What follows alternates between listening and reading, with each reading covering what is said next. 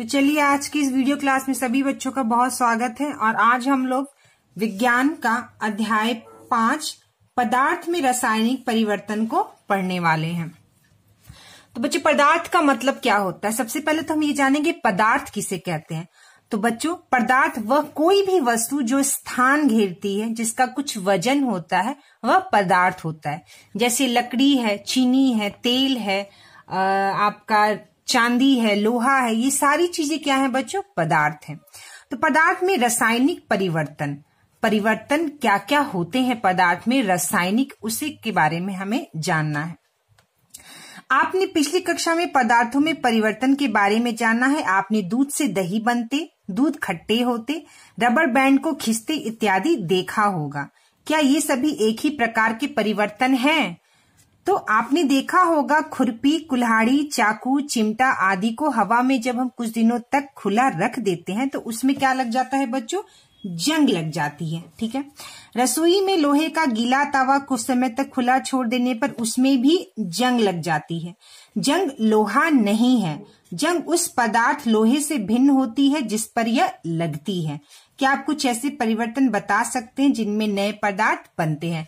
तो जो जंग लगता है बच्चों लोहे में या लोहे की किसी भी चीज में, कील में, तवा में, खुरपी में, लोहे की हर वो सामान में जो जंग लगता है बच्चों, वह एक तरह का रासायनिक परिवर्तन होता है, क्योंकि उसमें एक नया पदार्थ बनता है। ठीक है। तो देखिए यहाँ पे दिया हुआ है, कॉपर सल्फेट एक केमिकल होता है, एक रसायन होता है जिसका यह विलयन है, या मतलब सॉल्यूशन है। ठीक है। लोहे के साथ अभिक्रिया के कारण कॉपर सल्फेट विलयन के रंग में परिवर्तन। तो जब इस पानी में हम कॉपर सल्फेट को जब घोल मिलाकर डालते हैं उसको, तो देखिए ये नीला रंग क्या हो जाता है। और जब इस नीले रंग में जब हम किसी लोहे की काटी को जब हम इसमें डाल देते हैं तो यह नीला रंग जो है इसका रंग बदल जाता है। और यह बदल जाता है कील पर भूरे रंग का जमाव, और ये जो कील है बच्चों उस पे भूरे रंग का जम जाता है। तो यह जो है यह जो नीला कलर है वह बदल जाता है। क्यों बदल जाता है बच्चों? क्योंकि इस लोहे में और इसका जो कॉपर सल्फेट का जो विलयन है उसमें क्या होता है बच्चों? अभिक्रिया यानी रिएक्शन होता है। और रिएक्शन होने की वजह से इसका रंग में जो है वह परिवर्तन हो जाता है, बदल जाता है, और यह एक तरह का रासायनिक परिवर्तन होता है। ठीक है। तो यहाँ पे दिया गया है क्रियाकलाप दिया गया है बच्चों, जो हमें शिक्षक की सहायता से, यानी इसको विद्यालय में ही हम कर सकते हैं। कॉपर सल्फेट जो होता है वह ब्लू कलर का मिक्सचर होता है जिसे हम थोथा, नीला थोथा कहते हैं। तो देखिए यहाँ पे दिया है क्रियाकलाप, बीकर या चौड़े मुंह की कांच, ये जो बच्चों ये जो बना हुआ है या इसी को हम बीकर कहते हैं। क्या कहते हैं? बीकर। बीकर या चौड़े मुंह की कांच की बोतल, जो कि बीकर जो होता है वो कांच का होता है। 50 मिलीलीटर पानी लेना है। ठीक है। उसमें आधा चम्मच नीला थोथा, जिसको कि कॉपर सल्फेट कहते हैं, उसको हिंदी में क्या कहते हैं बच्चों? नीला थोथा, घोल लीजिए। इस विलयन में 1 मिलीमीटर तनु गंध काम्ल सल्फ्यूरिक अम्ल मिलाइए। ठीक है। तो इसमें क्या करना है बच्चों? हमको सल्फ्यूरिक अम्ल मिलाना है, एसिड, सल्फ्यूरिक एसिड। अम्ल को क्या कहते हैं बच्चों? एसिड मिलाना है। आपको नीले रंग का विलयन मिलेगा। तो इस तरह से नीले रंग का आपको सॉल्यूशन मिलेगा। इस विलयन के परखने लिए कांच की छोटी बोतल में थोड़ा सा नमूना लीजिए। शेष विलयन में लोहे की कील, अल्पिन या उपयोग किए जाने वाले ब्लेड का टुकड़ा डालकर कुछ समय के लिए छोड़ दीजिए। तो जो विलयन बनाएंगे उसको दूसरे किसी बर्तन में थोड़ा सा निकाल लेंगे और फिर इसमें हम कील का, अल्पिन हो गया, कील हो गया, ब्लेड हो गया, उसको उसमें डाल देंगे। तो क्या होता है बच्चों? उसके बाद मूल विलयन के रंग की तुलना कीजिए। दोनों का रंग जो है, जो बच्चों आपने अलग से निकाल के रखा, जो जिसमें डाला, वह अंतर पाया जाएगा। क्या विलयन के रंग में कोई परिवर्तन दिखाई देता है? हाँ, विलयन के रंग में परिवर्तन दिखाई देता है। पहले वह नीला था, अब वह उसका नीला रंग खत्म हो गया। क्या विलयन में डाले गए कील, अल्पिन, बेन के रंग में कोई परिवर्तन दिखाई देता है? तो यह क्रियाकलाप पर आधारित है जो हम विद्यालय में ही कर सकते हैं। ठीक है। आपको विलयन के रंग में जो परिवर्तन दिखाई देता है वह कॉपर सल्फेट और लोहे के बीच अभिक्रिया के कारण होता है। कहते हैं ना बच्चों की रिएक्शन हो गया, उसी को हम अभिक्रिया कहते हैं। तो दोनों के बीच क्या होता है बच्चों? रिएक्शन होता है। विलयन का रंग परिवर्तन हो जाना कॉपर सल्फेट की जगह एक नए पदार्थ बनने के कारण है। ठीक है।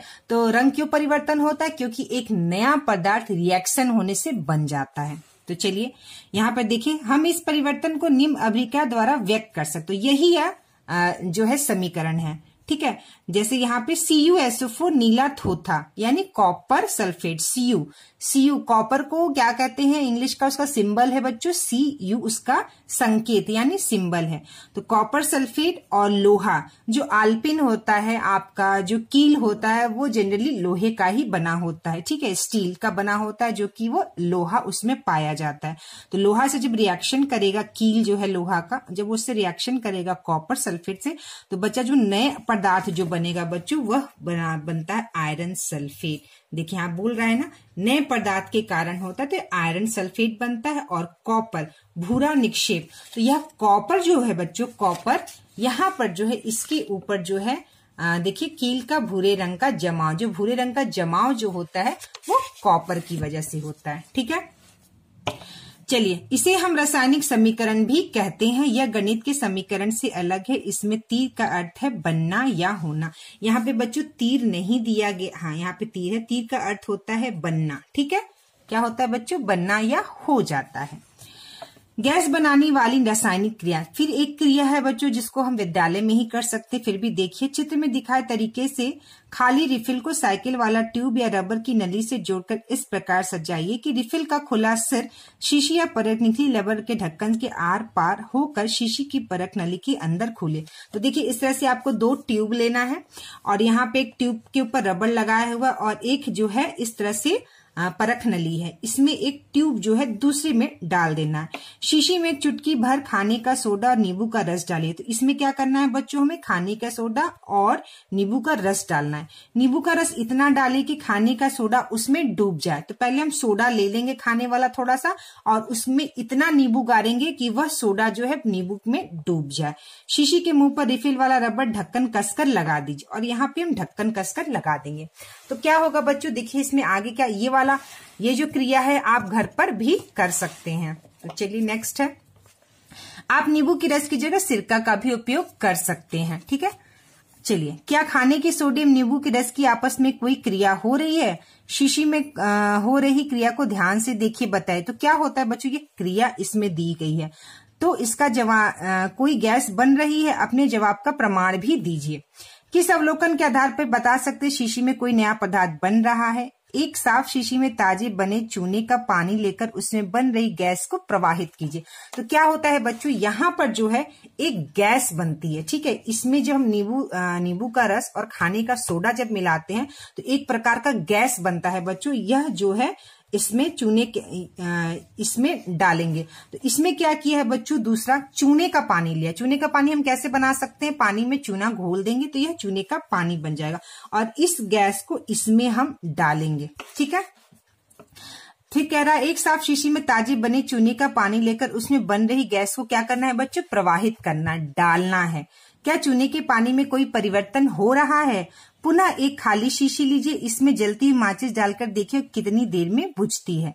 अब एक शीशी में उपरयुक्त क्रियाकलाप द्वारा बनी गैस को जमा कीजिए और फिर से जलती माचिस अंदर डालें। यह क्रिया बार बार दोहराइए। पहली बार की तुलना में दूसरी बार माचिस की तिल्ली कितने देर में बुझी, ठीक है।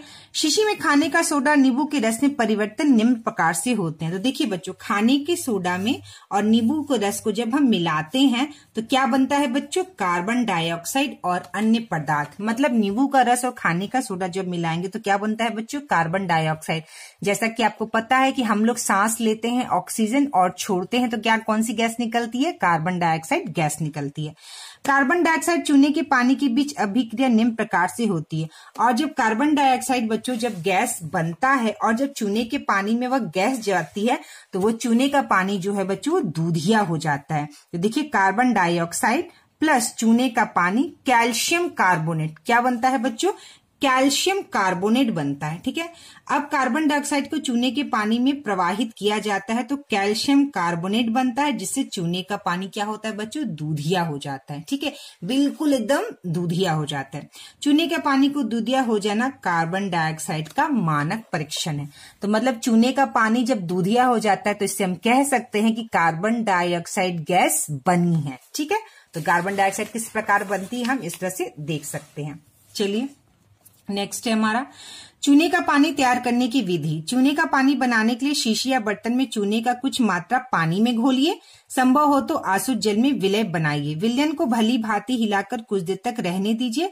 अब शीशी के ऊपरी भाग के द्रव को किसी बर्तन में निथार या छन्ना पत्त द्वारा छान लीजिए। यह द्रव ही चूने का पानी है। तो चूने का पानी बहुत आसान है। हम किसी भी बर्तन में पानी ले लेंगे, उसमें चूना घोल देंगे, ठीक है, और उसके बाद खूब इसको मिला देंगे। उसके बाद कुछ चूना जो बचा रहेगा उसमें जम जाएगा और ऊपर के पानी में चूने का घोल आपको मिल जाएगा। जब हम उसे छान लेंगे तो वह चूने का पानी बन जाएगा। कार्बन डाइऑक्साइड की कहानी। कार्बन डाइऑक्साइड की क्या कहानी है इसमें दिया गया है, देखिए। हम सभी जानते हैं कि कार्बन डाइऑक्साइड एक गैस है जो हमारे जीवन के लिए महत्वपूर्ण प्रक्रियाओं के लिए आवश्यक होती है, जैसे प्रकाश संश्लेषण और श्वसन। ठीक है, तो प्रकाश संश्लेषण में और श्वसन जो हम सांस लेते हैं उसमें कार्बन डाइऑक्साइड की प्रक्रिया जो है आवश्यकता होती है। इतनी महत्वपूर्ण गैस का पता कैसे चला? तो यह कैसे पता चला कार्बन डाइऑक्साइड के बारे में? क्या पहले ही इस कार्बन डाइऑक्साइड गैस मान लिया गया था, अथवा कुछ क्रमबद्ध अध्ययन प्रायोगिक निष्कर्ष के आधार पर यह स्थापित किया गया कि उक्त गैस कार्बन डाइऑक्साइड है? तो किसी न किसी ने कभी न कभी किसी न किसी गैस का आविष्कार किया है, तो ही हम इसके बारे में जानकारी मिलती है कि ये कार्बन डाइऑक्साइड है, ये ऑक्सीजन है। ठीक है, कार्बन डाइऑक्साइड की खोज की दिशा में पहला महत्व कार्य जॉन हेलमोंट किसने किया था बच्चों? काम जॉन हेलमोंट ने 1830 में किया था। हेलमोंट एक बंद पात्र में चारकोल को जलाया तो उन्होंने पाया कि जलने के बाद बची राख का द्रव्यमान, मतलब उसका जो मास है, चारकोल के वास्तविक द्रव्यमान से कम था। ठीक है, चारकोल जो लकड़ी का कोयला होता है बच्चों, उसे कहते हैं चारकोल। तो जब उन्होंने इसको जलाया था और जब उसकी राख बची थी तो इसका राख का जो वजन था, द्रव्यमान जो राख का वजन था, और जो चारकोल यानी कोयले का जो वजन था वह अलग अलग था। ठीक है, तो इस आधार पर उन्होंने निष्कर्ष निकाला कि चारकोल द्रव्यमान में हुई कमी एक अदृश्य पदार्थ में परिवर्तित हो गई, जिसे उक्त गैस का नाम दिया। मान लीजिए कह रहा बच्चों कि मान लीजिए हमने 100 ग्राम चारकोल को जलाया। 100 ग्राम चारकोल जलाने के बाद जब उसका राख का आपने वजन किया, जब वो जल गया तो बिल्कुल राख हो गया। जब उस राख का आपने वजन किया बच्चों तो पाया कि वह 80 ग्राम ही है। तो यह 20 ग्राम वजन जो है चारकोल का वो कहाँ चला गया? तो यही 20 ग्राम वजन जो है वो हवा में चला गया, जिसको हेलमोंट ने कहा कि यह उक्त गैस है। समझ में आई बात कि यह क्या है बच्चों? गैस है। चारकोल जलाया तो 100 ग्राम था, जब उसके राख का वजन किया तो वह 80 ग्राम था। तो 20 ग्राम कहाँ गया? तो उन्होंने इसको गैस का नाम दिया। उन्होंने सूक्ष्म जीव द्वारा फर्मेंटेशन, किण्वन और कुछ अन्य प्राकृतिक प्रक्रियाओं में भी इसे गैस बनने की पहचान की। ठीक है, पहचान की। फर्मेंटेशन जो होता है, किण्वन, सूक्ष्म जीव के द्वारा होता है। ठीक है, किसके द्वारा होता है बच्चों? सूक्ष्म जीव। सूक्ष्म जीव किसे कहते हैं हम? सूक्ष्म जीव उसे कहते हैं जो हम अपनी आंखों से नहीं देख सकते, जिसे हमें लेंस के द्वारा देखना पड़ता है। जो हमारे चारों तरफ वातावरण में पाए जाते हैं उसे हम क्या कहते हैं? सूक्ष्म जीव। जैसे वायरस, बैक्टीरिया, ये सब क्या है? सूक्ष्म जीव है। चलिए, 1756 में जोसेफ ब्लैक ने कार्बन डाइऑक्साइड के गुणों को ज्यादा विस्तृत रूप से अध्ययन करने की कोशिश की। उन्होंने पाया कि चूने के पत्थर को गर्म करने अथवा अम्लों से क्रिया करने पर गैस मुक्त होती है, जिस ब्लैक ने फिक्स्ड एयर कहा। तो इन्होंने क्या कहा बच्चों? इसका नाम दिया फिक्स्ड एयर का इन्होंने नाम दिया। उन्होंने पाया कि फिक्स्ड एयर वायु की अपेक्षा अधिक भारी होती है तथा यह ज्वलन अथवा जीवन में मदद नहीं करती है। उन्होंने जब चूने के जलीय विलयन में कार्बन डाइऑक्साइड गैस को प्रवाहित किया तो चूने का जलीय विलयन दूधिया हो गया। तो क्या हो गया बच्चों? उन्होंने जब प्रवाहित किया तो चूने का पानी दूधिया हो गया, और वास्तव में कैल्शियम कार्बोनेट बनने के कारण था। तो जब चूने का पानी कार्बन डाइऑक्साइड से क्या हुआ? क्या बना बच्चों? कैल्शियम कार्बोनेट बना। इस आधार पर जोसेफ ब्लैक ने बताया कि जीवों में श्वसन की प्रक्रिया, सूक्ष्मजीव द्वारा किण्वन की प्रक्रिया में कार्बन डाइऑक्साइड गैस बनती है। तो इन्होंने पाया कि दोनों ने पाया, किसने? जॉन हेलमोंट ने और जोसेफ ब्लैक ने, कि कार्बन डाइऑक्साइड गैस बनती है। अब देखिए बच्चों, यहाँ पर एक और गैस है जिसका नाम है ऑक्सीजन। ऑक्सीजन गैस क्या होता है? जिसे हम सांस लेते हैं, तो उसकी एक क्रियाकलाप है। ठीक है, तो एक परख नली में या शीशी को पानी में पूरा भरिए। तो क्या करना है? पहले एक शीशी में पूरा पानी भरना है। मुंह को अंगूठे से बंद करके उल्टा करना है। परख नली को इस प्रकार उल्टा पकड़े हुए पानी में भरे बर्तन में खड़ा करके अपना अंगूठा हटा दीजिए। तो पानी ले लेना है और उसमें शीशी में और अंगूठा बंद करके उसको उल्टा करके रख देना है। अंगूठा हटाने पर परख नली का पानी गिरना नहीं चाहिए। अब एक परख नली या गर्दन वाली शीशी में लगभग मतलब फिर दूसरी परख नली ले लेंगे और गर्दन वाली शीशी इस तरह से जो बनी होती है गर्दन वाली शीशी होती है। 2-3 ग्राम पोटेशियम परमैंगनेट लेंगे। क्या लेंगे बच्चों? इसमें पोटेशियम परमैंगनेट एक तरह का केमिकल यानी रसायन है, लेंगे। चित्र अनुसार उपकरण को व्यवस्थित करेंगे और इस तरह से चित्र के अनुसार हम उसे व्यवस्थित करेंगे। परख नली शीशी पकड़ से पकड़कर खूब गर्म करेंगे। तो यहाँ पे देखिए परख नली को पकड़ने के लिए एक शीशी होती है, हैंडल होती है, उससे हम उसको क्या करेंगे बच्चों? खूब गर्म करेंगे। शीशी में लिए गए पोटेशियम परमैंगनेट क्या हो रहा है? पानी से भरी शीशी में क्या कोई गैस जमा हो रही है? कैसे बते? और देखिए यहाँ से एक पाइप लगी हुई है जो इसके अंदर गई है। ठीक है, शीशी को गैस से भरकर अच्छी तरह से पानी के अंदर ही ढक्कन डाल देते हैं। ठीक है, तो यहाँ पे क्या करना है? इसको पोटेशियम परमैंगनेट को खूब गर्म करना है और गर्म करके यहाँ से जो है इसमें पानी है और यह पाइप से जो है जब ये बच्चों गर्म करेंगे तो यहाँ से एक गैस निकलेगी और यह गैस इस पाइप से होते हुए इस पानी के अंदर जाएगी और इसमें क्या होगा बच्चों? बुलबुला उठेगा। और पता है आपको वह गैस कौन सी है? वह गैस है ऑक्सीजन। कौन सी गैस है? ऑक्सीजन। तो पोटेशियम परमैंगनेट को गर्म करने से हमें कौन सी गैस मिलती है? ऑक्सीजन गैस मिलती है। अब एक सुलगती अगरबत्ती के गैस से भरी शीशी में डालिए। क्या हुआ? ठीक है, क्या अगरबत्ती के जलने से शीशी की गैस खर्च हो जाती है? क्या यह गैस पहले थी या कोई पदार्थ बना है? तो इसके बारे में पहले हम लोग यहाँ जानकारी लेते हैं। यहाँ पे इनकम्प्लीट है। यहाँ नए पदार्थ निम्न प्रकार से बनते। तो पोटेशियम परमैंगनेट बच्चों जो हमने यहाँ पर गर्म किया है वो गर्म करने पे देखिए, यहाँ गर्म करने पे कौन सी गैस बनती है बच्चों? ऑक्सीजन गैस बनती है। कौन सी गैस बनती है बच्चों? ऑक्सीजन गैस बनती है। अब हमारी ऑक्सीजन की कहानी। तो ऑक्सीजन की कहानी क्या है? देखिए 1771 में जोसेफ प्रिस्टले ने, किसने? जोसेफ प्रिस्टले ने जलती मोमबत्ती को जार से ढककर रख दिया जिसमें थोड़ी सी मोमबत्ती बुझ गई। तो देखिए मैं इस कहानी को आपको बता देती हूँ, पढ़ने से ज्यादा अच्छा यहाँ पे मैं इसको रीडिंग करूंगी लाइन बाय लाइन। मैं इस कहानी को आपको समझाती हूँ। क्या करता है इस कहानी में? जोसेफ प्रिस्टले क्या करते हैं? पहले एक मोमबत्ती को किसी बर्तन में लेकर जलाते हैं। ठीक है, और मोमबत्ती को बर्तन में लेके जलाते हैं और उसे किसी जार से ढक देते हैं। जब इसे जार से ढक देते हैं बच्चों तो यह मोमबत्ती कुछ देर बाद बुझ जाती है। क्या हो जाती है बच्चों? बुझ जाती है, बंद हो जाती है। फिर उन्होंने क्या किया कि एक बर्तन इस तरह से लिया और उसमें एक मोमबत्ती जलाई और एक पुदीना का पेड़ जो है उसमें लगा के रख दिया। क्या किया बच्चों? पुदीना का पेड़ लगा के रख दिया और उसको फिर पुदीने के पेड़ को और उस जलती मोमबत्ती को उन्होंने जार से ढक दिया। तो क्या हुआ? जार से ढकने के बाद कि जब बिना पेड़ के लगा रखा था तो ये मोमबत्ती कुछ देर बाद बुझ गई, लेकिन जब इसको रखा पेड़ को लगा के तो मोमबत्ती कुछ देर तक जलती रही। इसका यह अर्थ था कि इसको जलने के लिए, मोमबत्ती को जलने के लिए यहां से यानी कि पेड़ से उसको क्या मिल रहा था बच्चों? ऑक्सीजन मिल रहा था। ठीक है, पुदीने की टहनी कौन सी, किसने उनको रखा था? कौन सा पेड़ रखा था? पुदीने की टहनी रखा। तो यही था कि इससे ये पता चला कि ऑक्सीजन जो है पेड़ पौधों से भी गैस जो है निकलती है और ये जो कार्बन डाइऑक्साइड गैस जो जलने से निकलता है वो उसको शुद्ध करता है। ऑक्सीजन क्या करता है? उसको बच्चों शुद्ध करता है। तो यहाँ पे देखिए, यहाँ पे लिखा है प्रिस्टले ने निष्कर्ष निकाला था कि पुदीने ने हवा को फिर से शुद्ध कर दिया था। तो पुदीने ने क्या किया था बच्चों? जो हवा यहाँ निकल रही थी उसे शुद्ध कर दिया था और ऑक्सीजन मिलने की वजह से ये मोमबत्ती जल रही थी। आज हम कह सकते हैं मोमबत्ती के जलने से ऑक्सीजन खर्च हो गई थी और कार्बन डाइऑक्साइड बन गई थी। क्या हो गया था बच्चों? बन गई थी। ठीक है, तो यहाँ पे देखिए नेक्स्ट है, पुदीने की टहनी ने इस कार्बन डाइऑक्साइड का इस्तेमाल करके ऑक्सीजन पैदा की, इसलिए मोमबत्ती फिर से जल सकी। समझ में आई बात? क्या हुआ? पुदीने की टहनी ने कार्बन डाइऑक्साइड का इस्तेमाल किया और ऑक्सीजन पैदा किया, क्योंकि पेड़ जो होते हैं बच्चों वो कार्बन डाइऑक्साइड लेते हैं और ऑक्सीजन छोड़ते हैं। ठीक है। तो मोमबत्ती जब जल रही थी और जब कार्बन डाइऑक्साइड उससे निकल रहा था तो वो पेड़ क्या कर रहा था, उस कार्बन डाइऑक्साइड को ले रहा था और ऑक्सीजन दे रहा था। फ्रांस के एंतान लेवाइजे ने भी प्रिस्टले से सुना था कि कैसे उन्होंने हवा में ऑक्सीजन अलग की और ऑक्सीजन के गुण क्या हैं। लेवाइजे ने ही स्वतंत्र रूप से प्रिस्टले के प्रयोग की पुष्टि की। तो किसने पुष्टि की थी? लेवाइजे ने पुष्टि की थी।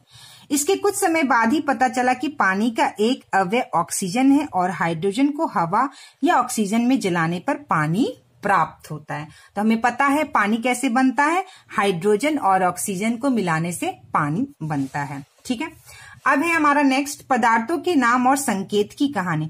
तो जो पदार्थ होते हैं बच्चों, जैसे लोहा को इंग्लिश में Fe कहते हैं, ठीक है, आयरन को Fe कहते हैं, कॉपर को Cu कहते हैं, गोल्ड को Au कहते हैं। इस तरह से इसकी कहानी है।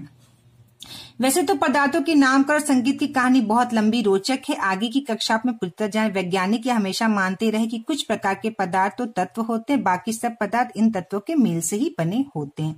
पहले हवा, जल, मिट्टी, अग्नि, आकाश, ये 5 ही तत्व होते थे, पर आज से लगभग 400 साल पहले कई प्रयोगों के आधार पर यह धारणा बदलनी शुरू हुई।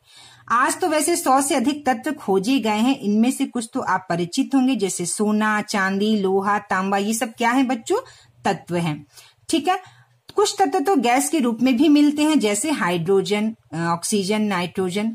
कार्बन जो कोयले का प्रमुख भाग है वह भी तत्व है, और कार्बन और ऑक्सीजन मिलकर ही कार्बन डाइऑक्साइड नामक गैस बनाते हैं। Carbon plus oxygen CO2 carbon dioxide.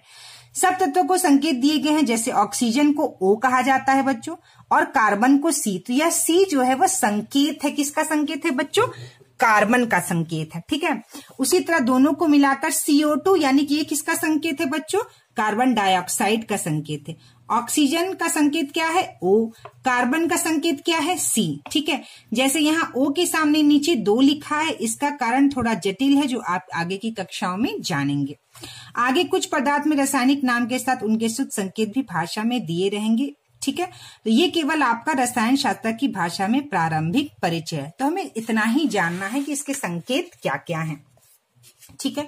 चलिए अब हमारा नेक्स्ट है, पूरी की तरह एक फिर से क्रियाकलाप है। कॉपर सल्फेट का विलयन चूने का पानी तैयार कीजिए। जैसा हमने तैयार किया था, कॉपर सल्फेट का सॉल्यूशन कैसे तैयार करेंगे? पानी में कॉपर सल्फेट डाल देंगे और चूने का पानी तैयार करेंगे। अब दोनों विलयन को परख नली से लेकर अच्छी तरह मिलाइए।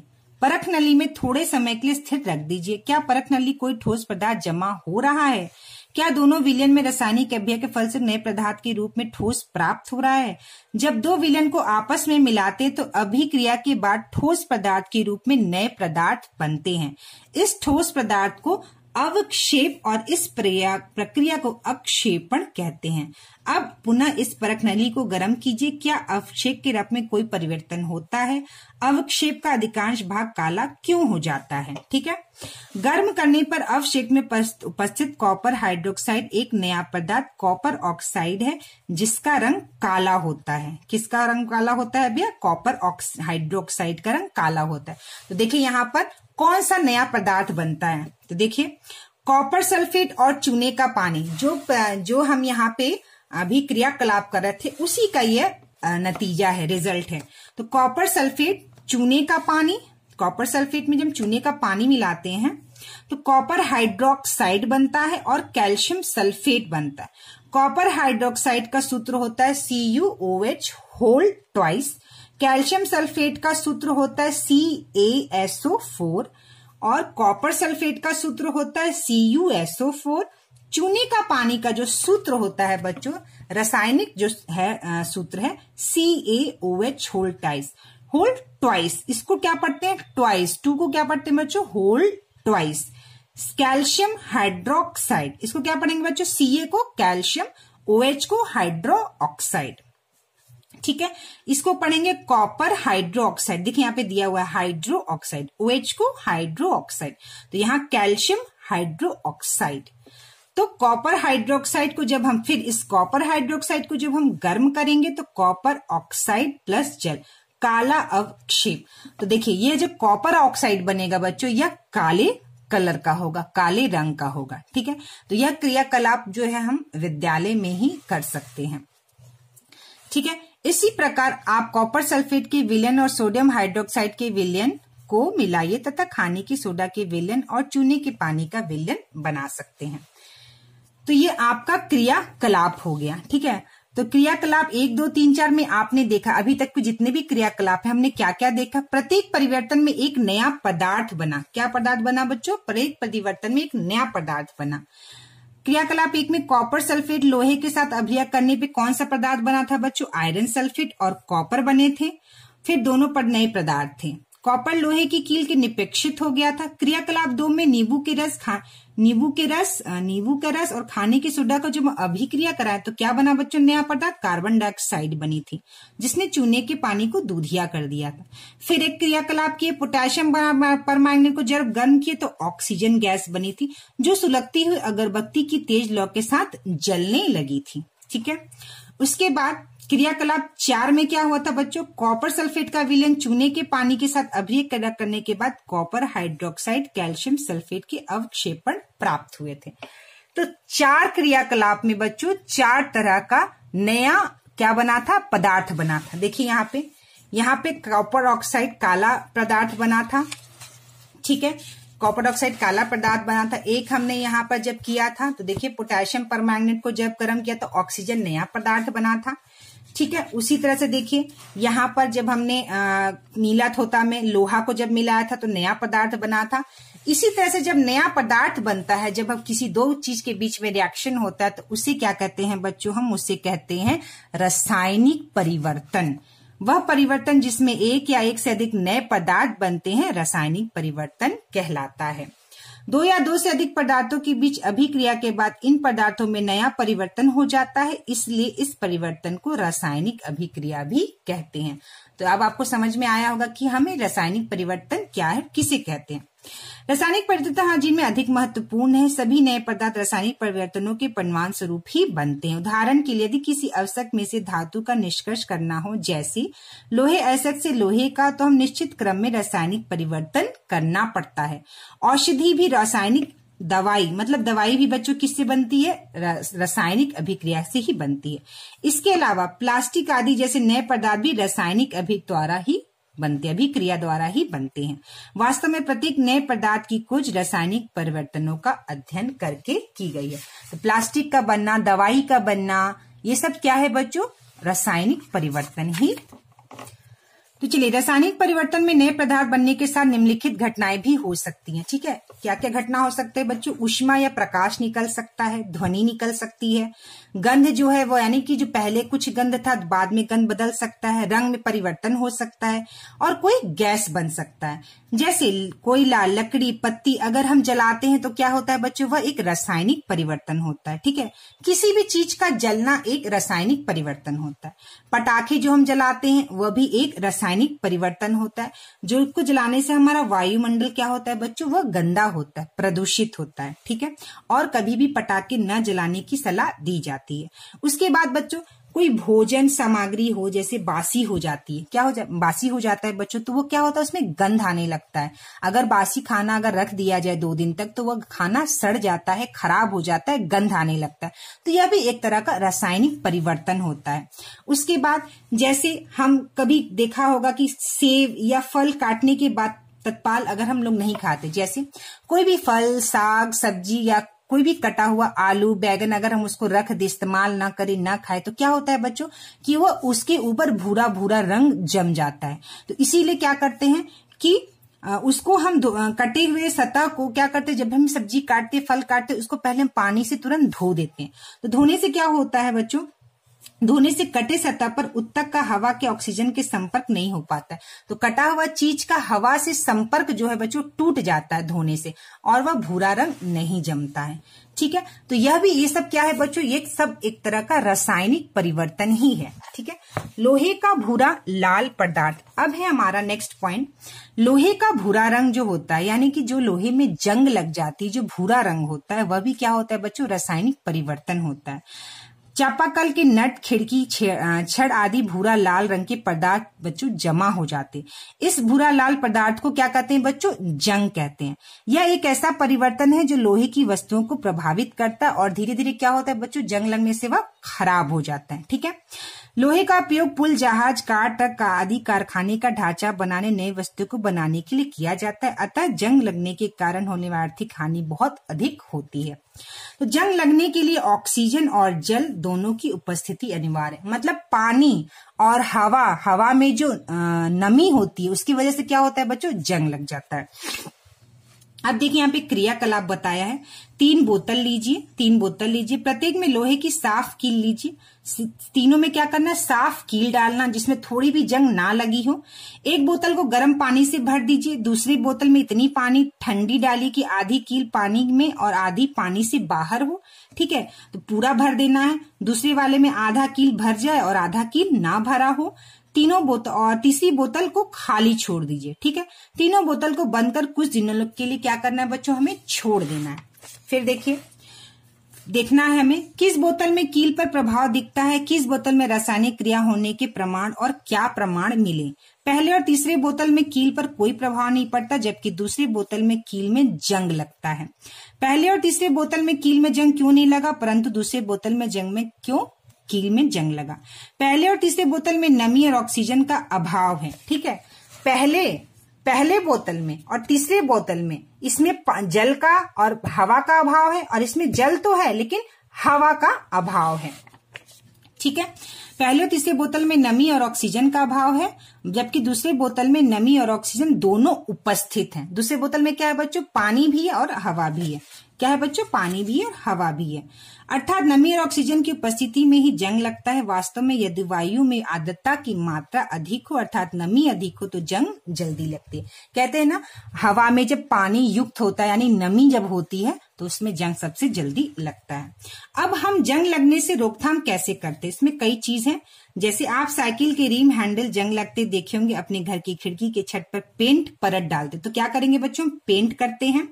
इसके बाद लोहे की वस्तु को ऑक्सीजन अथवा दोनों के संपर्क में आने से बचाकर वस्तु के जंग लगने से बचा सकता है। हम उसको पानी में ना रखें, हम उसको हवा में खुला ना रखें, तो हमारा लोहे में जंग नहीं लगेगा। पेंट, ग्रीज और परत चढ़ाकर या क्रोमियम अथवा जस्ता मतलब जिंक, इसका परत चढ़ाकर हम लोहे के जंग को बचा सकते हैं। क्या क्या, पेंट लगाकर, ग्रीज लगाकर या क्रोमियम या जस्ता, इन चारों का लेप लगाकर हम बचा सकते हैं। लोहे पर जिंक की परत चढ़ाने की प्रक्रिया यशद लेपन गैल्वेनाइजेशन कहलाता है। क्या कहलाता है बच्चों, यशद लेपन गैल्वेनाइजेशन। किसकी परत, जिंक की परत। किसकी परत, जिंक की परत। स्टेनलेस स्टील लोहे में कार्बन और क्रोमियम, निकेल तथा मैंगनीज जैसी धातुओं को मिलाकर बनाया जाता है। इसमें जंग नहीं लगती है। ठीक है, जो स्टेनलेस स्टील जो होता है बच्चों, लोहे, उसमें लोहा भी होता है, लेकिन लोहे के साथ साथ कार्बन, क्रोमियम, निकेल और मैंगनीज धातु मिलाकर स्टील बनाया जाता है, इसलिए उसमें जंग नहीं लगती है।